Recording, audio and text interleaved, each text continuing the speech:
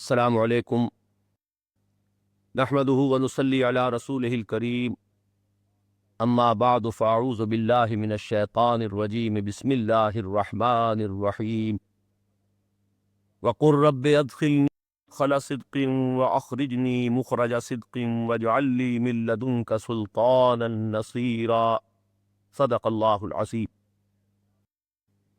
کل ہم اکرم صلی اللہ علیہ وسلم کی حیات طیبہ کے مکی دور کے تذکرے کے ضمن میں عام الحزن تک پہنچ گئے تھے، یعنی نبوت کا 10واں سال، جس میں حضرت خدیجہ الکبریٰ رضی اللہ تعالی عنہا کا بھی انتقال ہو گیا اور ابو طالب کی وفات ہو گئی۔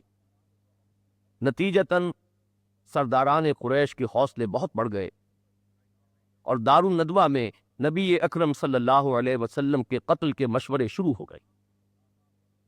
چنانچہ حضور صلی اللہ علیہ وسلم نے فطری طور پر ادھر ادھر دیکھا کہ مکے کے سوا کوئی اور جگہ جسے وہ اپنی دعوت کے لیے مرکز اور بیس کی حیثیت سے استعمال کر سکیں۔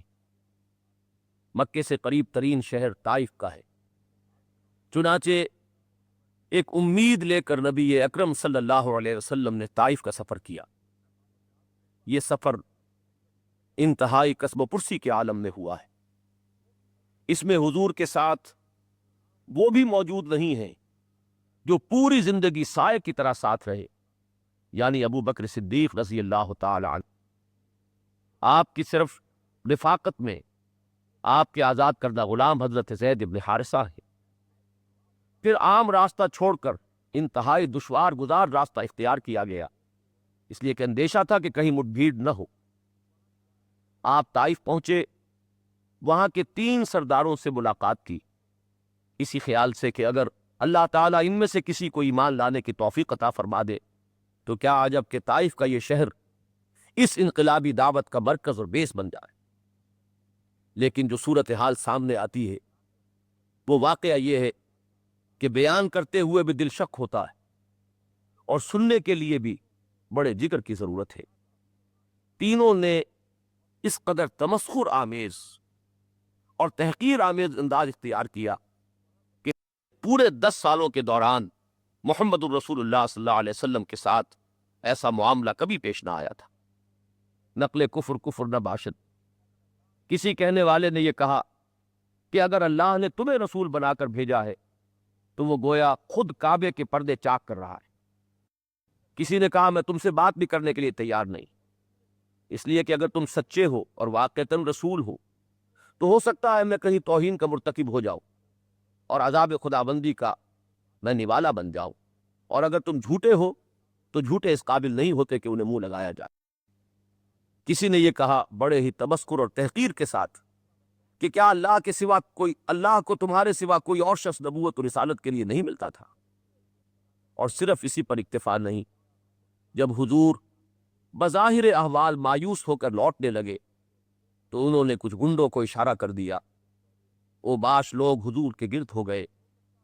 پھر وہ نقشہ جمع ہے اس کرۂ ارضی پر کہ اللہ کے رسول ہیں صلی اللہ علیہ وسلم، محبوب رب العالمین، سید الاولین والآخرین، اور آپ کے گرد کچھ اوباش لوگ ہیں جو پتھراؤ کر رہے ہیں، تاک تاک کر ٹخنے کی ہڈیوں کو نشانہ بنایا جا رہا ہے، تالیاں پیٹی جا رہی ہیں۔ حضور کا جسم مبارک لہو لہان ہو گیا ہے، نالین خون سے بھر گئی ہیں۔ ایک موقع پر حضور ضعف کی وجہ سے ذرا بیٹھ گئے تو 2 گنڈے آگے بڑھتے ہیں، ایک بغل میں ہاتھ ڈالتا ہے، دوسرا دوسری میں، اور اٹھا کر کھڑا کر دیتے ہیں کہ چلو۔ یہ محمد الرسول اللہ صلی اللہ علیہ وسلم پر ذاتی اعتبار سے ابتلاء اور امتحان کا نقطہ عروج ہے، یہ کلائمیکس ہے۔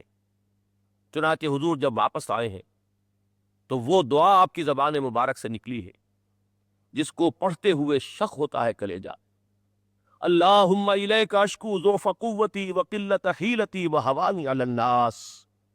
اے اللہ، کہاں جاؤں، کہاں فریاد کروں، تیری ہی جناب میں فریاد لے کر آیا ہوں، اپنی قوت کی کمی کا، اپنے ذرائع و وسائل کی کمی کا، اور لوگوں میں جو یہ رسوائی ہو رہی ہے اس کا۔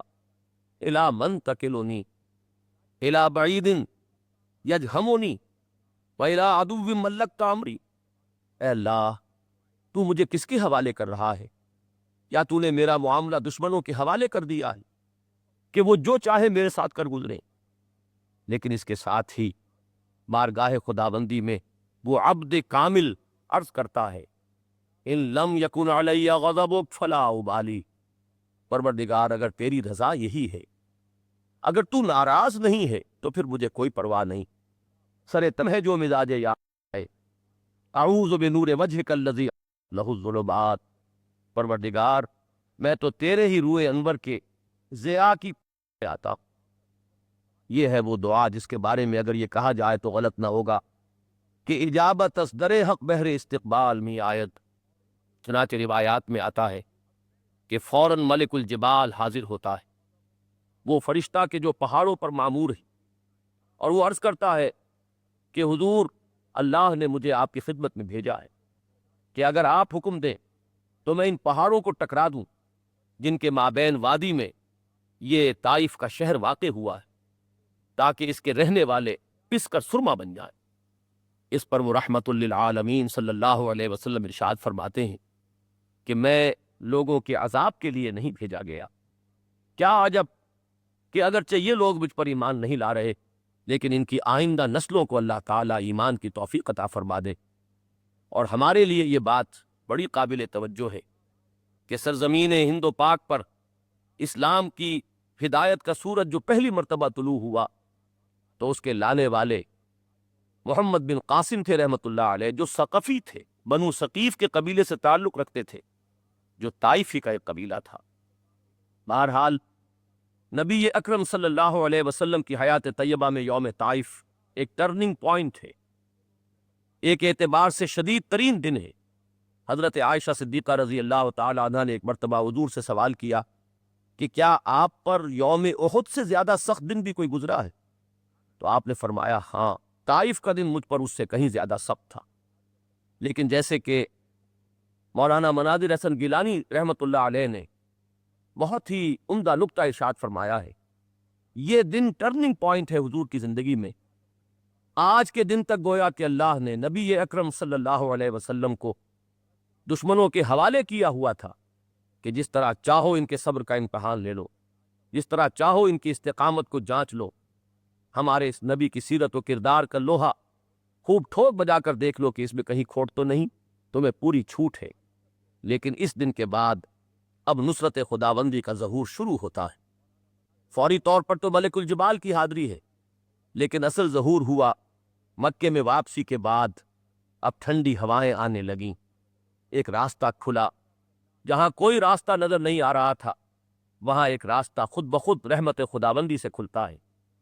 سن 10 ہی کے ماہ رجب میں نبی اکرم صلی اللہ علیہ وسلم کی ملاقات 6 افراد سے ہوتی ہے جو مدینے سے آئے ہوئے تھے، اور یہ 6 اشخاص حضور پر ایمان لے آتے ہیں۔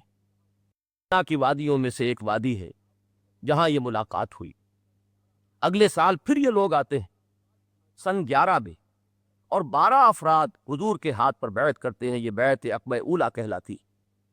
اور پھر وہ درخواست کرتے ہیں کہ حضور ہمارے ساتھ کوئی ایسا شخص بھیجئے جو ہمیں قرآن کی تعلیم دے، اس لیے کہ آپ کی دعوت اور آپ کی تربیت و تزکیے کا مرکز و محور قرآن حکیم ہے۔ قرۂ فال بنا میں من دیوانہ زدن، اس کے لیے قرۂ فال نکلا حضرت مصعب بن عمیر رضی اللہ تعالیٰ عنہ کے نام۔ حضور انہیں بھیجتے ہیں مدینہ منورہ، وہ حضرت سعد ابن زرارہ کے گھر پر جا کر قیام کرتے ہیں اور شب و روز دعوت قرآنی کو پھیلا رہے ہیں۔ مدینہ منورہ میں 1 سال کی محنت کا حاصل سن 12 نبوی میں 75 افراد کو لا کر محمد الرسول اللہ صلی اللہ علیہ وسلم کی جھولی میں ڈال دیتے۔ 72 مرد ہیں اور 3 عورتیں۔ بیعت عقبہ ثانیہ ہوتی ہے جو تمہید ہے ہجرت کی۔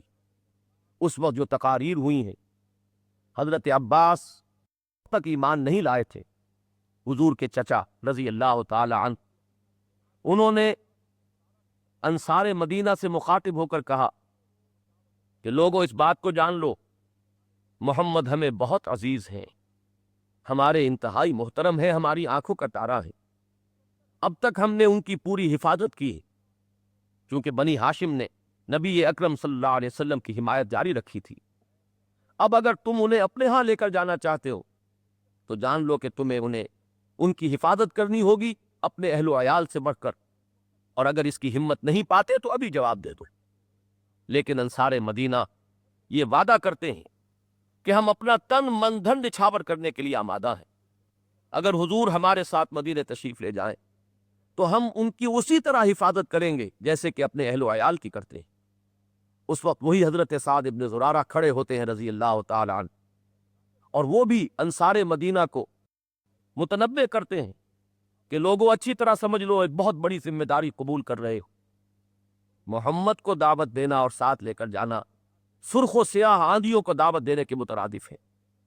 معلوم ہوا کہ جو کچھ ہوا وہ اندھیرے میں نہیں ہوا، پوری طرح سمجھ کر ہوا، پوری حقیقت کو جاننے کے ساتھ ہوا۔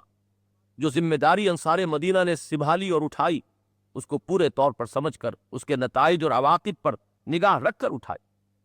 بہرحال یہ سن 12 نبوی میں جو بیعت عقبہ ثانیہ ہوئی یہ تمہید بن گئی ہجرت کی۔ نبی اکرم صلی اللہ علیہ وسلم نے مسلمانوں کو عام اجازت دے دی تھی مدینے کی طرف ہجرت کر جائیں۔ بہت سے لوگ جا چکے تھے، لیکن یہ قاعدہ ہے کہ رسول اپنی جگہ سے نہیں ہل سکتا، وہ اپنے مستقر کو نہیں چھوڑ سکتا جب تک کہ اللہ کی طرف سے واضح اجازت نہ آ جائے۔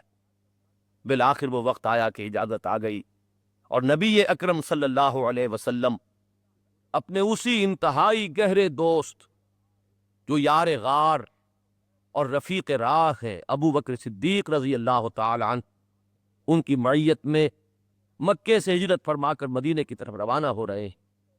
زبان مبارک پر وہ دعا ہے جو سورہ بنی اسرائیل میں گویا کہ اسی ہجرت کی تمہید کے طور پر آپ کو تلقین فرما دی گئی تھی۔ رب ادخلنی مدخل صدق واخرجنی مخرج صدق واجعل لی من لدنک سلطانا نصیرا۔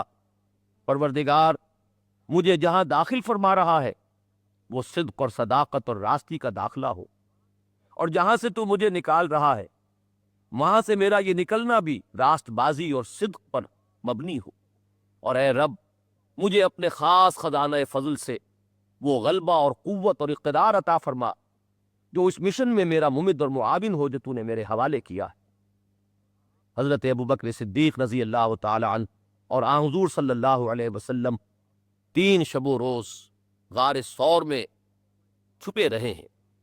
اس وقت وہ مرحلہ بھی آیا ہے کہ کھوجی بالکل اس کے دہانے تک پہنچ گئے، اور حضرت ابو بکر صدیق اپنے لیے نہیں نبی اکرم صلی اللہ علیہ وسلم کی طرف سے اندیشہ ناک ہو کر گھبرائے ہوئے یہ فرماتے ہیں، عرض کرتے ہیں کہ حضور اگر ان میں سے کسی نے غیر ارادی طور پر اپنے قدموں کی طرف بھی نگاہ ڈال لی تو ہم دیکھ لیے جائیں گے، ہم پکڑے جائیں گے، لیکن وہ صبر، کوہ صبر و ثبات و استقامت، اور جس کو کہ اللہ کی ذات پر یقین کامل حاصل تھا، معیت خداوندی جس کی قوت کا اصل راز تھی، وہ فرماتا ہے لا تحزن ان اللہ معنا، نہیں گھبراؤ، نہیں، کسی رنج اور غم کا کوئی موقع نہیں ہے، اللہ ہمارے ساتھ ہے، وہ ہمارا رفیق، ہمارا مددگار ہے۔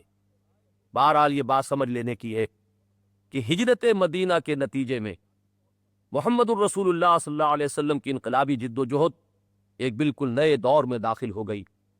اگر جدید انقلابی اصطلاحات کو استعمال کیا جائے تو پیسو ریزسٹنس کا دور ختم ہوا، اب ایک ایکٹیو ریزسٹنس کا دور شروع ہو رہا ہے۔ اب تک حکم تھا کہ ہاتھ بندھے رکھو، مارے کھاؤ، اور لیکن جھیلو اور صبر کرو اور برداشت کرو، ریٹیلیٹ کرنے کی اجازت نہیں ہے۔ کفو ایدیکم، اپنے ہاتھ بندھے رکھو، تمہیں دہکتے ہوئے انگاروں پر لٹا دیا جائے لیکن پھر بھی تمہیں اجازت نہیں ہے کہ مدافعت میں بھی اپنا ہاتھ اٹھا سکو، تمہیں ہلاک کر دیا جائے، شہید کر دیا جائے، لیکن تمہیں اجازت نہیں ہے کہ اپنی مدافعت میں ہاتھ اٹھا سکو۔ لیکن اب وہ ہاتھ کھول دیے گئے۔ سورہ حج کی آیہ مبارکہ اس مرحلے پر نمایاں ہو کر سامنے آتی ہے۔ اذن للذین یقاتلون بانہم ظلموا وان اللہ علی نصرہم لقدیر، اجازت دے دی گئی ان کو جن پر جنگ ٹھوس دی گئی ہے، جن پر ظلم و ستم کے پہاڑ اٹھائے گئے ہیں، ان کے لیے آپ سے اجازت ہے کہ وہ بھی اب جواب دیں، جواب سے دیں۔ ان کے لیے اللہ تعالیٰ کی نصرت و تائید کا وعدہ بھی، اور یقیناً اللہ ان کی مدد پر قادر ہے۔ الذین اخرجوا من دیارہم بغیر حق الا ان یقولوا ربنا اللہ، جن کا جرم اس کے سوا اور کچھ نہیں کہ انہوں نے خدائے واحد پر ایمان کا اعلان کیا، آج ان کو اجازت دی جا رہی ہے کہ وہ بھی مدافعت ہی میں ہاتھ اٹھائیں، بلکہ یہ کہ کفر کے استیصال کے لیے اقدام کریں۔ بارک اللہ لی ولکم فی القرآن العظیم ونفعنی وإیاکم بالآیات والذکر الحکیم۔